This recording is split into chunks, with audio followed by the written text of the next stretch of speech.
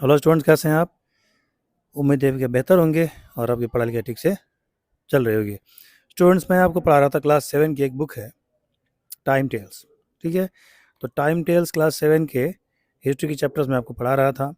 और भी दो तीन बुक है, जैसे न्यू लॉन्गमैन विस्टाज हुआ, तो उसके सारे के सारे चैप्टर्स मैंने पहले ही आपको एक्सप्लेन कर दिए हैं। अब ये बुक मैंने उठाई है टाइम टेल्स की क्लास 7 की, तो इससे मैंने पहला चैप्टर का पहला वीडियो मैंने डाल दिया था। अब ये हिस्ट्री के दूसरा जो चैप्टर आपका है, न्यू किंग्स एंड किंगडम्स, इसका मैं पहला वीडियो डालूंगा। ये चूंकि लंबा चैप्टर है तो उसको मैं दो पार्ट में आपको बनाऊंगा। ठीक है, तो इस चैप्टर में आपको पढ़ना क्या है, वीडियो शुरू करने से पहले इसको लाइक कर दीजिए, और वीडियो अच्छा लगे तो चैनल को सब्सक्राइब करके जाइएगा।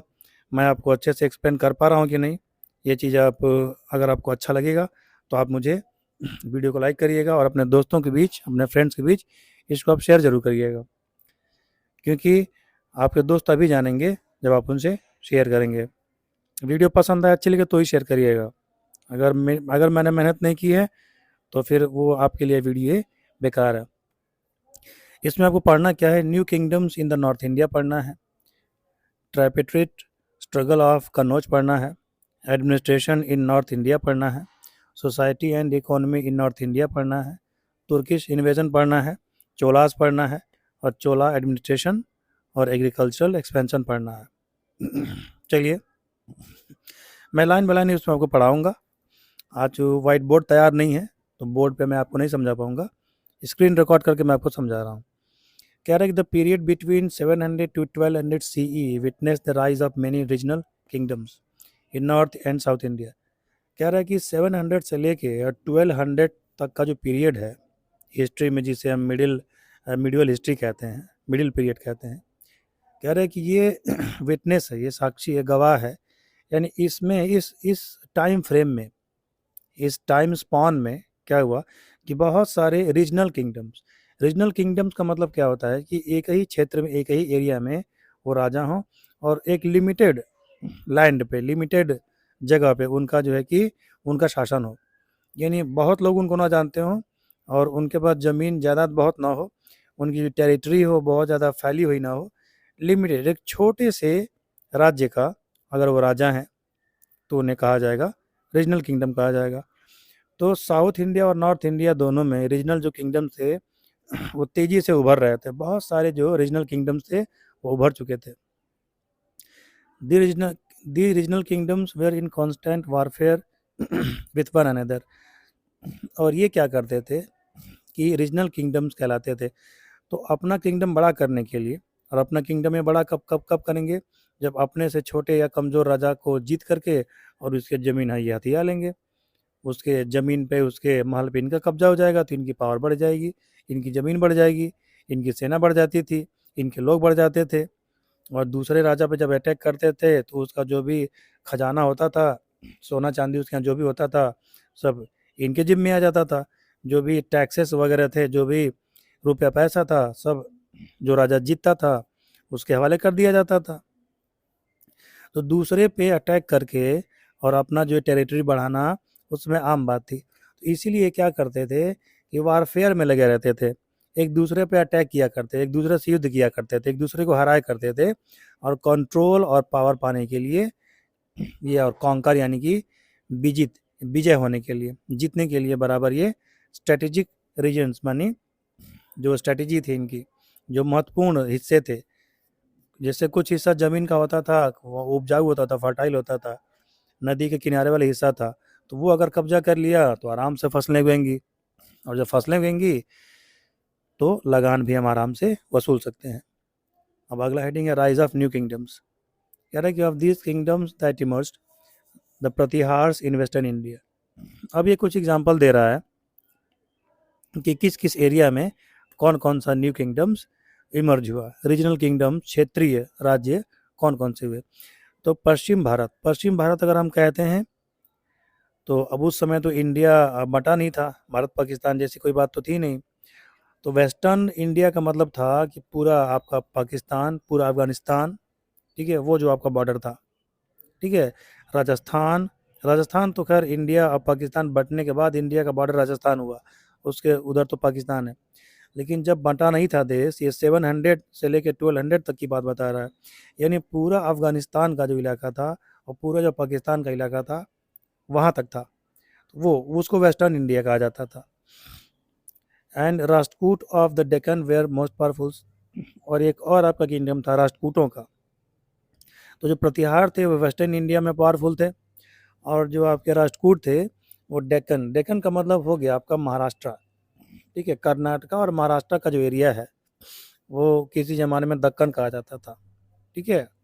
महाराष्ट्र और कर्नाटका का जो एरिया था लगभग उसी से मिलता जुलता एरिया था, उसी के आसपास। अगर अब एग्जैक्ट फिगर तो मैं आपको नहीं बता पाऊंगा, वही एरिया था वो, ठीक है। अब उसके आगे आता है आपका प्रतिहार्स। अब प्रतिहार के बारे में डिटेल में बता रहा है। The Pratiharas also known as Gurjara Pratihara, और प्रतिहार को गुज्जर प्रतिहार के नाम से जाना जाता था। Dominated western India and the upper Gangetic valley, ये वेस्टर्न भारत में, वेस्टर्न इंडिया जो था यानी पूरा पाकिस्तान और पूरा अफगानिस्तान का जो इलाका था, ठीक है, वहाँ से लेकर के जो गुजरात का भी इलाका आप मान लीजिए, तो वो गुजरात हो गया, राजस्थान हो गया, वैसे वेस्टर्न बॉर्डर पे पड़ने वाले हमारे टेरिटरीज थे। तब तो आपका अफगानिस्तान और पाकिस्तान भी था, तो वहाँ वो डोमिनेट किए हुए थे। और वहाँ से लेकर के अपर गंगेटिक वैली तक, यानी गंगा का जो मैदान था, तो वहाँ से लेकर के और गंगा के मैदान तक, ठीक है, यानी लगभग आप कह सकते हैं, तो इसको क्या कहा जाए कि पंजाब अगर कहा जाए तो गलत नहीं होगा, ठीक है। क्योंकि राजस्थान में तो आपका गंगा बहती नहीं है, राजस्थान में तो बहुत कम नदियाँ हैं। राजस्थान से जब इधर आप आएंगे तो राजस्थान का बॉर्डर आपका फिर आपका दिल्ली से लगेगा, कुछ हिस्सा आपका पंजाब से लगेगा, उधर वहाँ तक इनका एरिया था। They had establish their kingdom in Marwar, Marwar में उन्होंने अपने राज्य स्थापित कर रखा था। They become prominent during the reign of Nagabhata, और नागभट्ट फर्स्ट नाम का एक जो राजा था वो बहुत शक्तिशाली, बहुत पावरफुल राजा था। और उसके रहते जब तक वो राजा था तब तक ये बहुत ज़्यादा शक्तिशाली हो गए थे। 750 से लेकर के 780 तक उसने राज किया था, 30 ईयर वो राजा रहा। उसके काल में, उसके समय में प्रतिहारों ने बहुत ज़्यादा डेवलपमेंट किया। ही कंकर्ड मालवा एंड भरूच, उसने मालवा, मालवा मतलब आज का गुजरात समझ लीजिए, उसने मालवा को जीत लिया, भरूच को जीत लिया। ही डिफीटेड द अरब्स, उसने अरबों को भी पराजित किया। एक चीज़ आप जानिए, हमें ये पढ़ाया जाता है कि 712 ईस्वी में मीर ये आपका कासिम ने आया था और वहाँ पे राजा दाहिर को पराजित करके और सिंध को जीत लिया था। लेकिन हमें उसके बाद की हिस्ट्री नहीं बताई जाती है। 700 से 712 में अगर उसने जीत लिया था, ठीक है, सिंध को जीत लिया था, तो सिंध के बाद अगला हिस्सा गुजरात था, गुजरात के बाद राजस्थान, दिल्ली वगैरह बॉर्डर थे, पंजाब था, उधर वो क्यों नहीं बढ़ा? अगर वो इतना ही पावरफुल था तो उधर वो क्यों नहीं बढ़ा? उसके बाद से सीधे जो है कि 1025 या 26 ईस्वी में महमूद गजनबी, और फिर जो पृथ्वीराज चौहान को जिसने हराया था मोहम्मद गोरी, उसका इतिहास पढ़ा जाता है। तो 712 से लेके और 1023-24 का इतिहास आपको कहीं मिलता ही नहीं है पढ़ने को। 8वीं शताब्दी 9वीं शताब्दी में क्या हुआ ये नहीं कहीं मिलता है, क्योंकि उनको मुगलों को महान बताना था और तुर्क जो है कि आक्रमणकारियों को महान बताना था। कुछ इतिहास ही ऐसा लिखा गया हमारे देश का कि बहुत सारे ऐसे अनसंग हीरो हैं, अनसंग राजा हैं जिनके बारे में इतिहास लिखा ही नहीं गया। मैं ये नहीं कहता कि मुगलों का और तुर्कों का इतिहास नहीं लिखा जाना चाहिए, लेकिन हमारे देश के जो धरोहर हैं, हमारे देश के जो वीर जांबाज सपूत हैं, जिन्होंने 350-400 साल तक अरबों को मार मार के दौड़ा दौड़ा के भगाया और भारत की सीमा में, इंडिया की सीमा में घुसने तक नहीं दिया, उन जाबाजों की भी कहानी पढ़ाई जानी चाहिए, उनका भी इतिहास लिखा जाना चाहिए था। मुझे शिकायत बस इतनी है कि उनका आप बता रहे हैं तो हमारे लोगों का भी आप बताइए, जो कि अनफॉर्चुनेटली नहीं लिखा गया। अकबर के बारे में बहुत लोग जानते हैं, लेकिन महाराणा प्रताप के बारे में कम लोग जानते हैं। वीर शिवाजी के बारे में बहुत कम लोग जानते हैं। और बालाजी बल्लाड़, बालाजी बाजीराव, जिसने 40 युद्ध जीते थे, जिससे मुगल थर थर काँपते थे, उसका इतिहास आपको कहीं नहीं पढ़ाया जाएगा, डिटेल में नहीं पढ़ाया जाएगा। 1-2 लाइन 3-4 लाइन लिख करके किनारे कर लिया जाएगा, और इन लोगों का इतिहास जो है कि बहुत डिटेल में आपको पढ़ाया जाता है। उसने अरबों को भी पराजित किया। इससे पहले आप लोग ये भी नहीं जानते होंगे कि प्रतिहार नाम का भी कोई वंश होगा जो अरबों को जिसने पराजित किया होगा। Who wanted to capture Malwa, और ये अरब जो थे वो मालवा को कब्जा करना चाहते थे, तो उनको ये मार मार के भगाया। It was under Mihir Bhoj 836 to 890, और जो ये इलाका था जिसको जीतना चाहते थे वो मिहिर भोज जो 836 से 890 तक के बीच में राजा बना था। That the Pratiharas became very powerful, और उसके बाद से मिहिर भोज नाम का एक राजा हुआ, 836 से लेकर 890 तक उसने राज किया। उसके शासनकाल में, उसके रेनिंग पीरियड में ये और भी पावरफुल हो गए। Mihir Bhoj expanded the Pratihara territory by conquering Punjab, और इसने क्या किया, इसने फिर अपना अभियान बढ़ाया, इसने जो है कि पंजाब को भी जीत लिया। अब आगे देखते हैं क्या लिखा है इसमें। अवध, मालवा एंड गुजरात, उसने अवध को जीत लिया, मालवा को जीत लिया, गुजरात को जीत लिया। He made Kannauj his capital, उसने कन्नौज को अपनी राजधानी बना ली, वही कन्नौज जो आजकल यूपी में है। The Pratihara dynasty declined at end of 10th century, और 10th सेंचुरी यानी कि 1000 से 1000 के आसपास से प्रतिहार का जो पावरफुल जो किंगडम था ये धीरे धीरे डिक्लाइन होना, मतलब कमज़ोर पड़ने लगा। अब एक और डायनेस्टी की बात करते हैं जो पाल थे। The area that was under the Pala rulers included the state of present day Bengal, Bihar and parts of Orissa. तो आजकल के समय में की अगर हम बात करें तो जो एरिया आपका बंगाल का है, पूरा बिहार, पूरा आपका, और कुछ पार्ट उड़ीसा का, यानी पूरा बंगाल, बिहार और थोड़ा उड़ीसा का जो पार्ट है, और नेपाल का कुछ हिस्सा अगर मिलाया जाए, उस ज़माने में पाल जो शासक थे, पाल वंश के जो राजा हुआ करते थे, पाल डायनेस्टी के, उनके कब्जे में इतनी ज़मीन आती थी, यानी पूरा बंगाल, पूरा बिहार, उड़ीसा का कुछ हिस्सा और नेपाल का कुछ हिस्सा, इतने बड़े किंगडम के वो राजा हुआ करते थे। The Pala rulers followed the policy of territorial expansion, और इन्होंने भी प्रतिहार वंश की तरह अपनी ज़मीन को बढ़ाने का निर्णय लिया, टेरिटोरियल एक्सपेंशन करने का निर्णय लिया। And were also in conflict with the Pratiharas, और ये प्रतिहारों से ये संघर्ष करते रहे। प्रतिहार और राष्ट्रकूट ये सब आपस में संघर्ष करते थे, तो कभी इनकी लड़ाई प्रतिहार से होती थी, कभी ये राष्ट्रकूटों से लड़ते थे। The prominent ruler of the Pal dynasty included Devpal and Mahipal first, और इस वंश के, इस डायनेस्टी के जो सबसे पावरफुल राजा हुए वो देवपाल हुए और महिपाल फर्स्ट हुए। रामपाल 1082 से लेके 1124, रामपाल नाम का जो राजा था उसने 182 से लेकर के 1124 तक राज किया। Was the last great ruler of Pal dynasty, और पाल वंश का अंतिम महान शासक था। इसके बाद के जो राजा हुए वो उतने पावरफुल नहीं हुए जितने कि रामपाल हुआ। The Pala kingdom slowly disintegrated in 12th century due to Khaljis invasion, और 12वीं शताब्दी में, 12th सेंचुरी में जब खिलजी का अटैक हुआ तो उसके बाद धीरे धीरे जो पाल वंश था वो धीरे धीरे डिक्लाइन हो गया और लगभग धीरे धीरे ये खत्म हो गया। अब बात करते हैं राष्ट्रकूट की।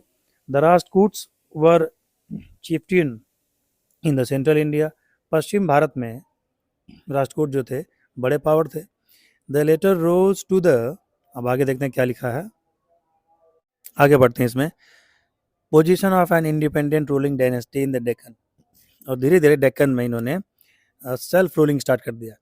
पहले ये किसी किंग के अंडर काम किया करते थे, उनके सेना में, उनके आर्मी में रहा करते थे, लेकिन जब उन्होंने पोजीशन देखा तो अपनी पोजीशन उन्होंने स्ट्रॉन्ग किया और अपना एक अलग किंगडम बना लिया। दंतिदुर्ग 752 से लेके 756 तक इसने राज किया, केवल 5 या 4 साल इसने राज किया। Dantidurga was the founder of the Rashtrakutas, और जो दंतिदुर्ग नाम का जो राजा था उसने ही राष्ट्रकूट डायनेस्टी को फाउंड किया था। ये उसने वही उसी का बनाया हुआ, उसी का स्थापित किया हुआ था, वही इसका फाउंडर था। It was during his rule that Rashtrakutas rose to the prominence after defeating the Chalukya, और इन्होंने क्या किया, इसी के, ठीक है, इसी के लीडरशिप में जब ये राजा था तब राष्ट्रकूटों ने एक बहुत बड़ी सक्सेस पाया, बहुत बड़ी सफलता पाई। इन सब ने चालुक्यों को हरा दिया, और उस समय ये बहुत बड़ा काम था, बहुत बड़ा अचीवमेंट था इनके लिए। चालुक्यों को उन्होंने हरा दिया। चालुक्य भी पावरफुल थे। The Rashtrakuta established their capital in Malkhed in Gulbarga district of Karnataka, और इन इन जब हरा दिया इन्होंने, तो इन्होंने अपनी जो कैपिटल बनाई वो मालखेड़ को बनाई। वो कहाँ है? तो गुलबर्ग जिले यानी कर्नाटका में है। आज कर्नाटका का जो गुलबर्ग जिला है, तब ये मालखेड़ हुआ करता था। इन्होंने राजधानी बनाई, अपनी कैपिटल बनाई। They were known to be able administrator and excelled militarily। और ये अच्छे प्रशासक थे। इन्होंने इन्होंने एडमिनिस्ट्रेशन बड़ा बढ़िया से किया और अच्छे से राजकाज किया। इनकी जो शासन व्यवस्था थी वो एक नंबर की थी, और मिलिट्री से हिसाब से बहुत पावरफुल थे। The strong Rashtrakutas army fought the Pala and प्रतिहार।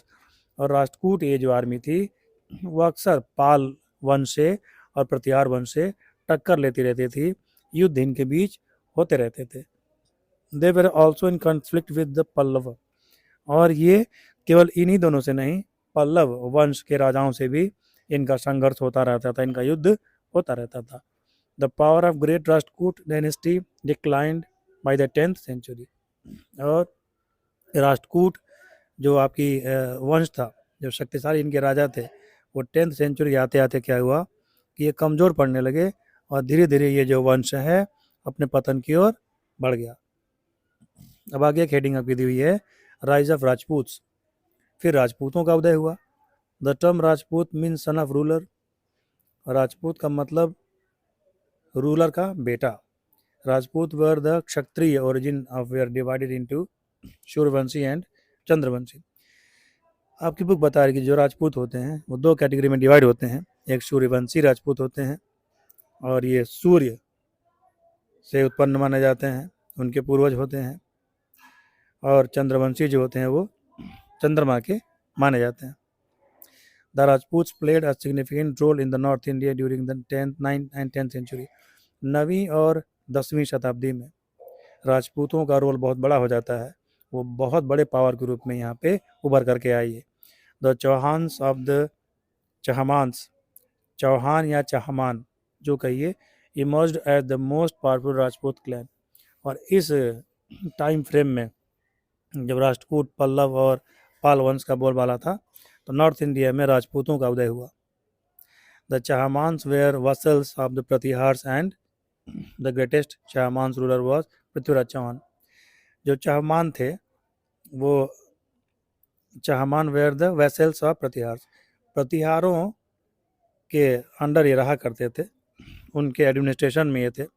बाद में इन्होंने अपना अलग साम्राज्य स्थापित कर लिया।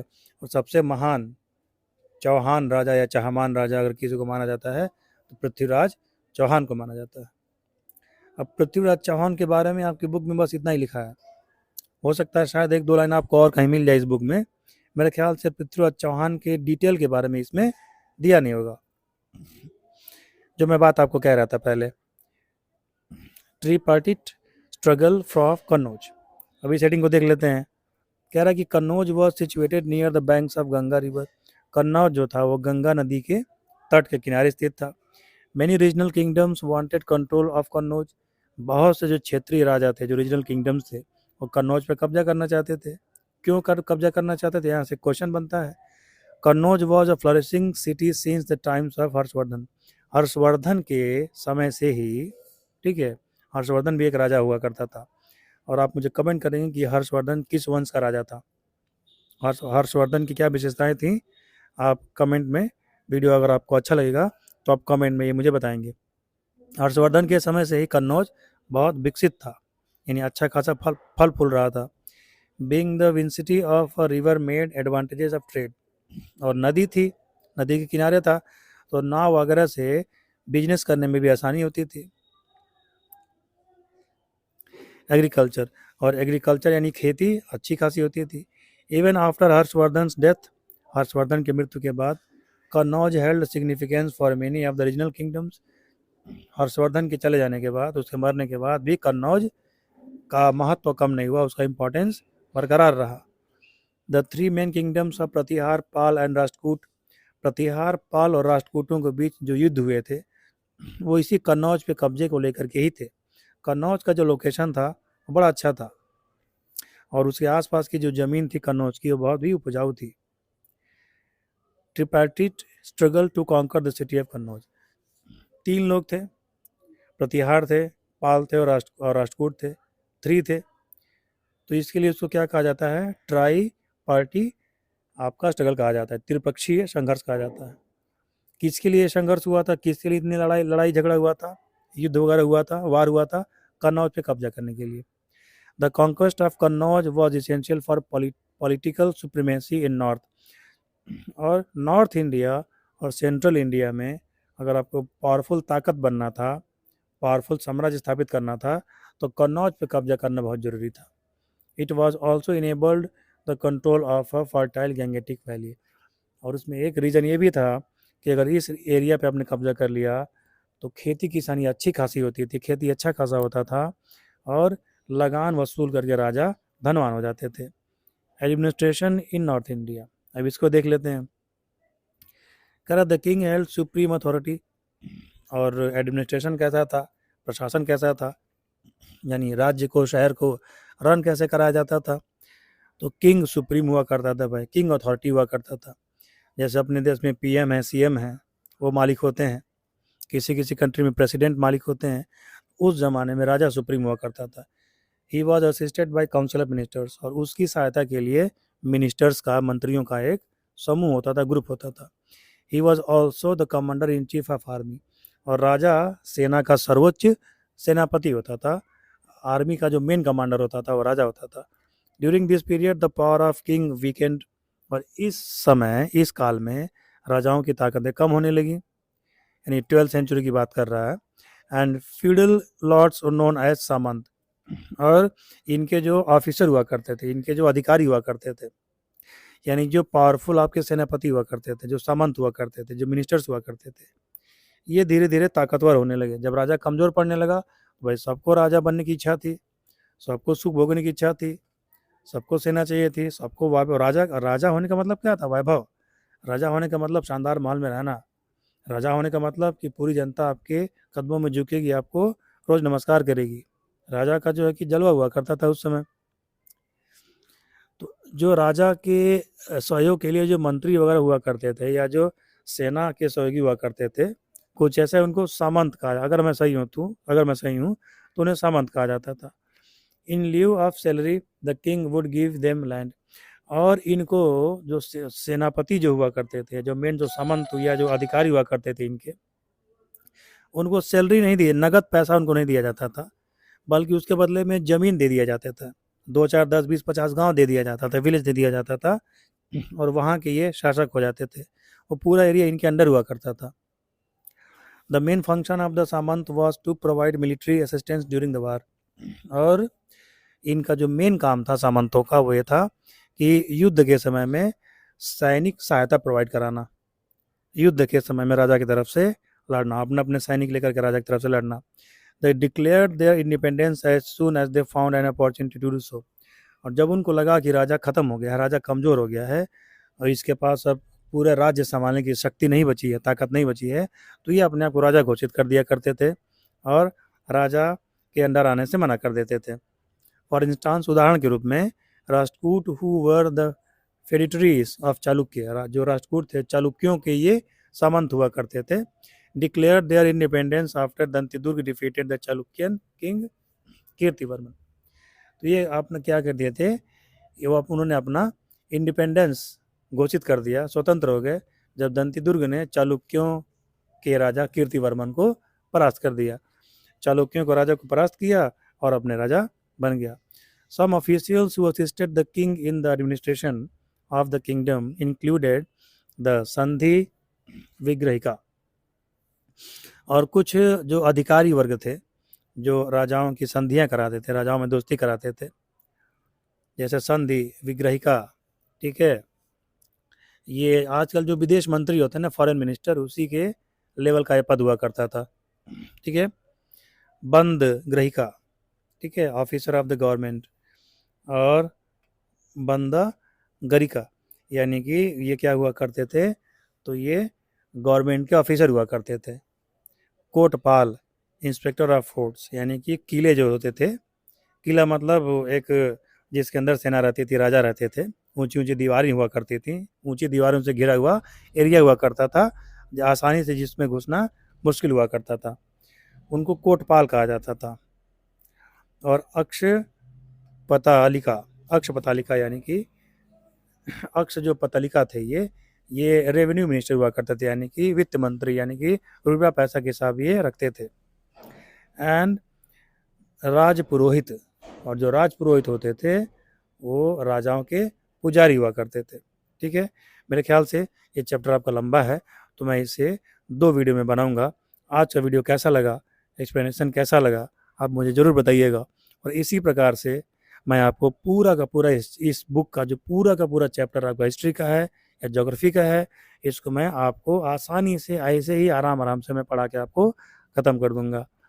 तो अपने दोस्तों के बीच इस वीडियो को शेयर करिए और मुझे बढ़ने में हेल्प करिए, और मैं आपको नॉलेज फुल बनाने में हेल्प करूंगा। मिलते हैं आपसे अगले वीडियो में, तब तक के लिए जय हिंद, जय भारत।